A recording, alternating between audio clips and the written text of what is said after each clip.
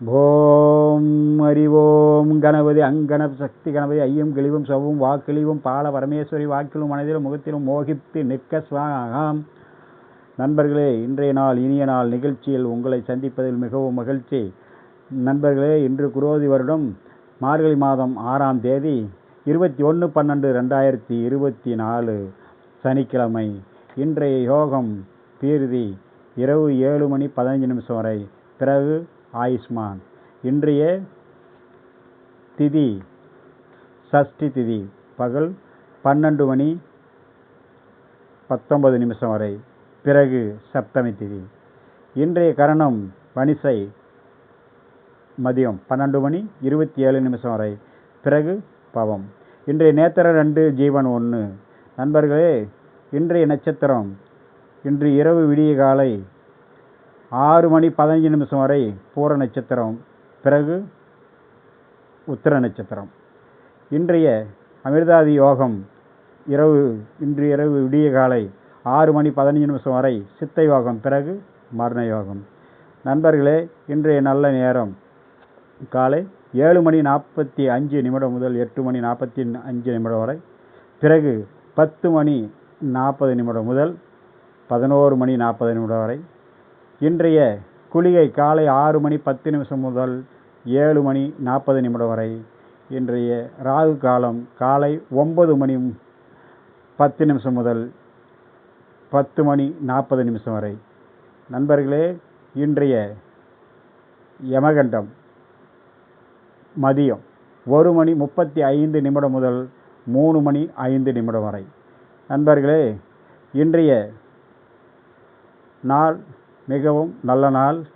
பால தண்டாயுதபாணி சாமியை வழிபாடுவதால் மிகவும் விசேஷமான நாள்.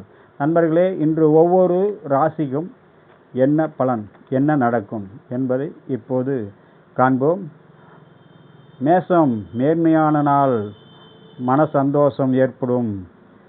ரிஷபம் எண்ணம் ஈடேறும், சர்வ காரிய வெற்றி. மிதுனம் நல்ல எண்ணம், மன தெளிவு விருத்தி உண்டாகக்கூடிய நாள். கடகம் எதிர்பார்த்த தனவரவு லாபம் உண்டாகக்கூடிய நாள். சிம்மம் மன மகிழ்ச்சி, மனச்சிக்கல் நீங்கி வாழ்க்கை உயர்வு உண்டாகக்கூடிய நாள்.